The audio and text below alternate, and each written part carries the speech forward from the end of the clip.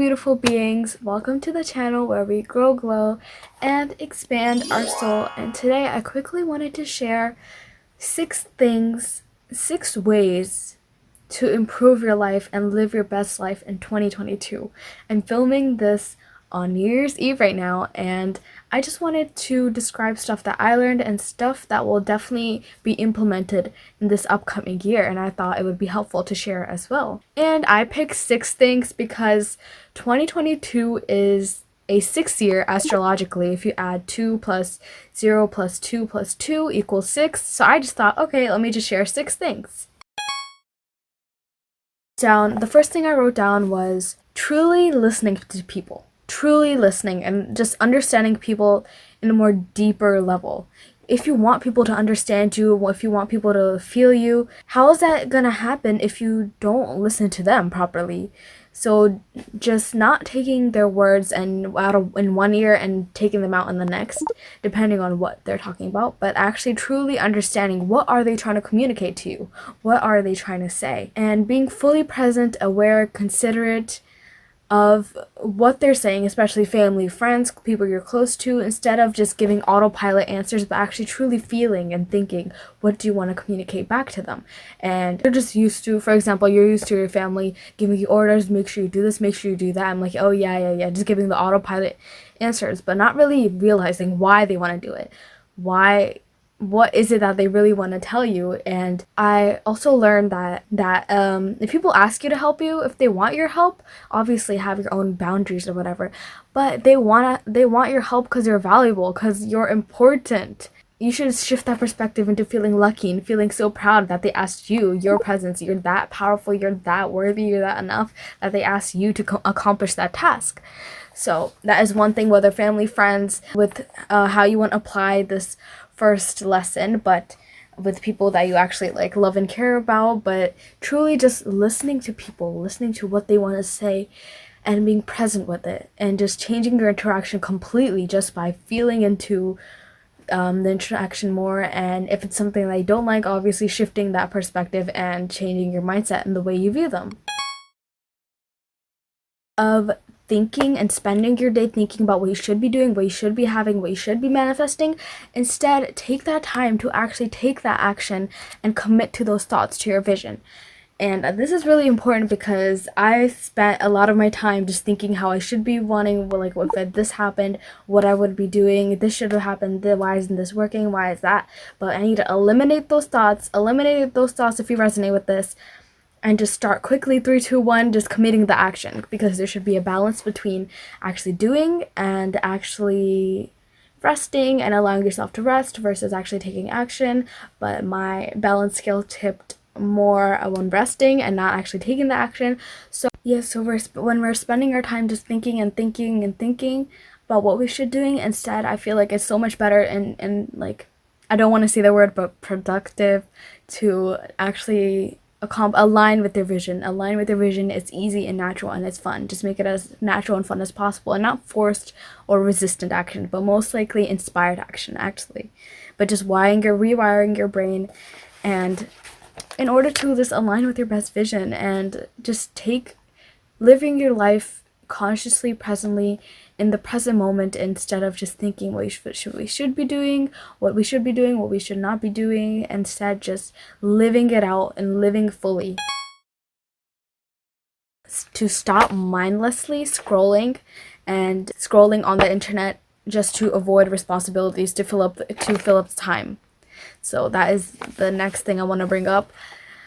Like, I know since we're like inside a lot, like the internet is more available and more like accessible to us to spend our time, but it just really like sometimes can drain you if you do it in excess, and that goes with anything.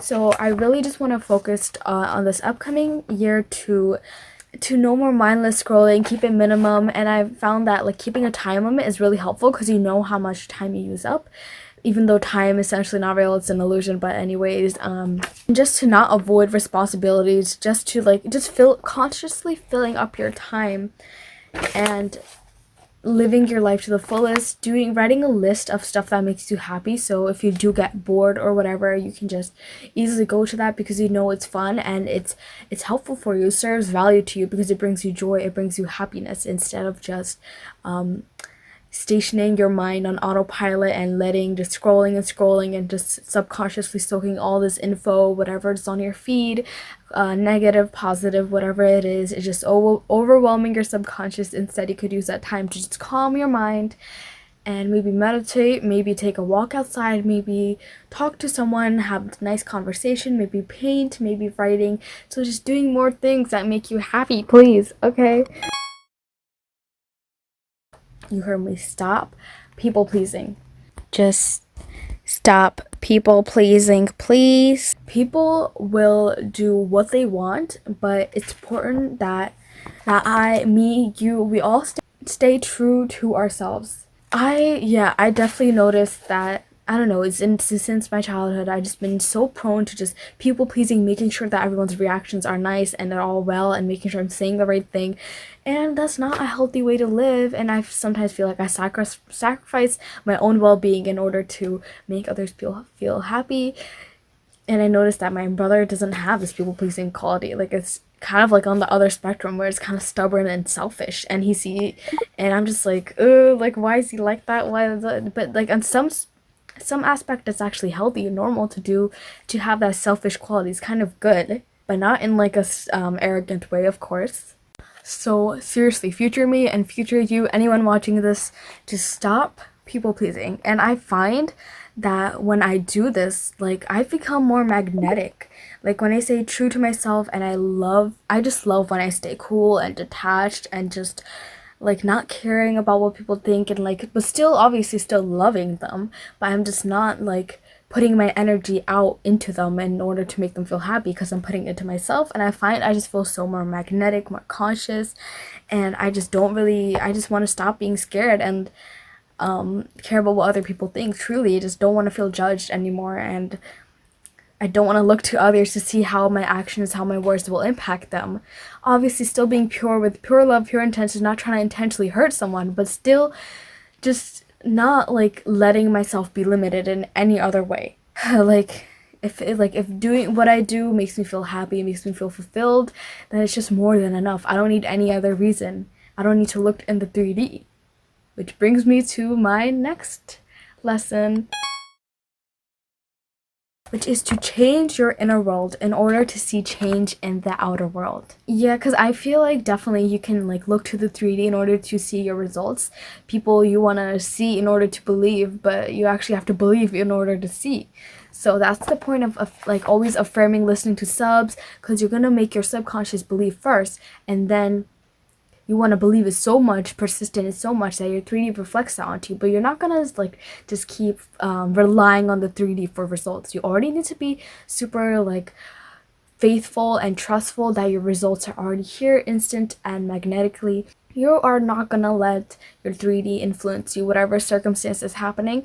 You are just not going to let it deter you and push you away. Oh my god, that is not working. You're not gonna let it reflect back to you that is not working. And this lesson I'm still going to be working on upcoming year. Just changing your inner world, your beliefs, your feelings in order to match the reality that you want to live in. And that is the basics of law of attraction, law of assumption, and just basically aligning yourself, feeling those feelings, like living in the end result already, just assuming that it's already here. And you can have to work on that. It's not just like an overnight shift. Keep continuously shifting to it, coming back to that vision and aligning your thoughts with it as well.